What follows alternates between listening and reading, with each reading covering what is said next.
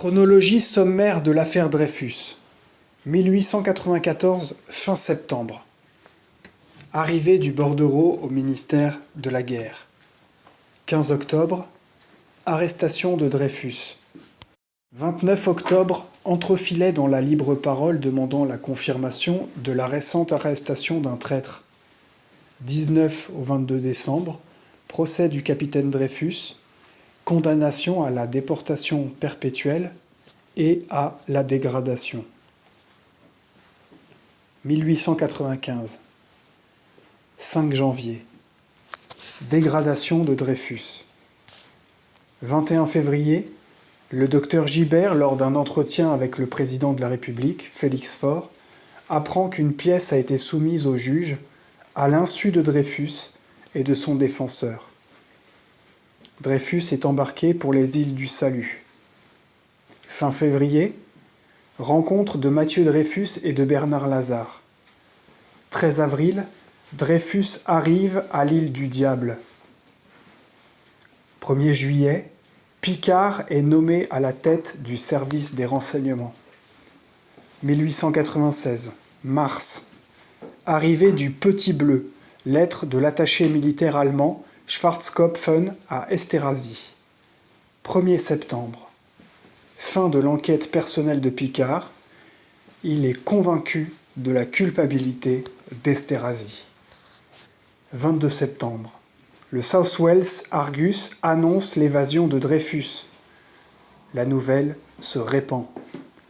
5 au 10 septembre, correspondance entre Picard et Gonze au sujet de la découverte du véritable traître. 14 septembre. L'éclair, daté du 15, révèle qu'une pièce secrète a été soumise au juge de 1894. 15 septembre, entrevue de Picard avec Gonze. Fin octobre, publication à Bruxelles du premier mémoire de Lazare. 2 novembre, Henri remet à Gonze le faux qu'il a commis. 10 novembre, publication par Le Matin du fac-similé du bordereau. 16 novembre, Picard est écarté. Il est envoyé en mission dans l'Est. 1897, 6 janvier, Picard est envoyé en Tunisie. Fin juin, Picard révèle à Leblois sa découverte. 13 juillet, Leblois s'entretient avec Scheurer-Kestner de la découverte faite par Picard. 19 octobre, parution de l'Aurore. 24 octobre au 5 novembre, Scheurer entretient le général Biot, Félix Faure, le président du Conseil Méline, le ministre Darlan, de sa conviction. Début novembre, Mathieu apprend l'identité du véritable traître. 15 novembre, dénonciation par Mathieu d'Esterházy. 17 novembre, début de l'enquête du général de Pellieux. 25 novembre, premier article d'Émile Zola. 28 novembre, publication par Le Figaro de la lettre du Hulan. 4 décembre, malgré le refus d'informer sur lequel avait conclu de Pellieux, le général Saussier signe l'ordre d'informer contre Esterházy. L'enquête est confiée au commandant Ravary. À la Chambre, Méline, président du Conseil, déclare qu'il n'y a pas d'affaire Dreyfus. 7 décembre, interpellation de Scheurer au Sénat. 18 décembre, Le Figaro abandonne sa campagne en faveur de la révision. 31 décembre, Ravary conclut au non-lieu. 1898, 2 janvier, Saussier ordonne l'ordre de mise en jugement d'Esterházy. 10 au 11 janvier, procès et acquittement d'Esterházy. 13 janvier, Zola publie J'accuse. Arrestation de Picard. Scheurer n'est pas réélu à la vice-présidence du Sénat. 14 janvier, commencement de la publication des listes de protestation, le Manifeste des intellectuels.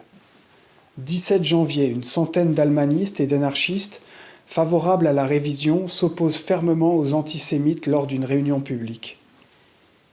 18 janvier, plainte contre Zola et le gérant de l'Aurore. Fin janvier, sanglantes émeutes antisémites en Algérie. 7 au 23 février, procès Zola. Condamnation au maximum de l'écrivain et du gérant de l'Aurore. Lors de l'audience du 17 février, Le général de Pellieux révèle le faux Henri que le lendemain Gonze et Boisdeffre viennent confirmer. 20 février. Réunion chez Ludovic Trarieux au cours de laquelle il est décidé de fonder une ligue pour la défense des droits de l'homme et du citoyen. 26 février. Mise en réforme de Picard. 2 avril. La Cour de cassation casse l'arrêt rendu contre Zola et Périnx. 8 avril. Plainte est déposée contre Zola par le Conseil de guerre qui a acquitté Esterhazy. 12 mai. Picard se pourvoit contre le décret de réforme qui l'a frappé. 23 mai. Procès Zola à Versailles. Les conclusions d'incompétence prises par la défense étant rejetées, le procès est remis. 4 juin. Première assemblée générale de la Ligue des droits de l'homme. 7 juillet. Cavaignac à la Chambre donne lecture du faux Henri. L'affichage de son discours est voté à une écrasante majorité. 18 juillet. Procès Zola. Nouvelle condamnation. Zola partira pour l'Angleterre. 10 août. Jaurès commence la publication des preuves dans la Petite République. 13 août. Découverte du faux Henri par le capitaine Quignet.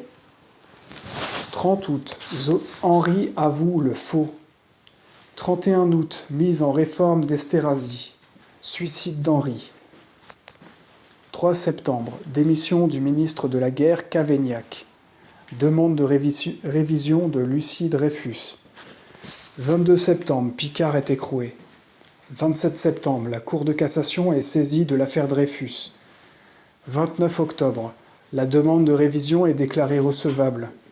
31 décembre. Fondation de la Ligue de la Patrie française.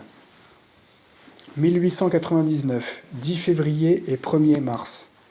Vote par l'Assemblée et par le Sénat de la loi de dessaisissement. 3 juin. Arrêt de révision. Dreyfus est renvoyé pour être jugé devant le Conseil de guerre de Rennes. Esterhazy, face à un journaliste du Matin, reconnaît qu'il est l'auteur du bordereau. 9 juin. Mise en liberté de Picard. 30 juin. Retour de Dreyfus en France. 11 août, 9 septembre. Procès de Rennes. Dreyfus est condamné à 10 ans de détention avec les circonstances atténuantes. Il se pourvoit en révision. Le 14, Laborie avait été victime d'un attentat. 19 septembre, grâce de Dreyfus. Mort de Scheurer-Kestner. 1900, 27 décembre, loi d'amnistie. 1902, 29 septembre, mort de Zola.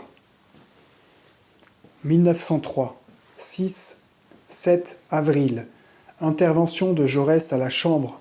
Le ministre de la Guerre, André, annonce une enquête. 25 décembre. Après l'enquête d'André et du commandant Targe, la Cour de cassation est saisie de l'affaire Dreyfus. 1904, 5 mars. La demande de révision est déclarée recevable. 5 mars au 19 novembre, enquête de la Cour de cassation. 1906, 5 juin au 12 juillet, débat de la Cour de cassation, Dreyfus est réhabilité. 13 juillet, Dreyfus est nommé commandant. Picard est réintégré au grade de général de brigade. 20 juillet, Dreyfus est nommé chevalier de la Légion d'honneur. 1907, 5 août, Dreyfus, sur sa demande, est mis à la retraite. 1908, 4 juin, transfert des cendres de Zola au Panthéon. Un journaliste nationaliste tire sur Dreyfus et le blesse au bras. C'est la fin de la lecture de ce livre. Je vous remercie de l'avoir suivi. Ce livre, notamment les dossiers spéciaux, les divers articles, ont été présentés par Philippe Auriol aux éditions Librio. À bientôt.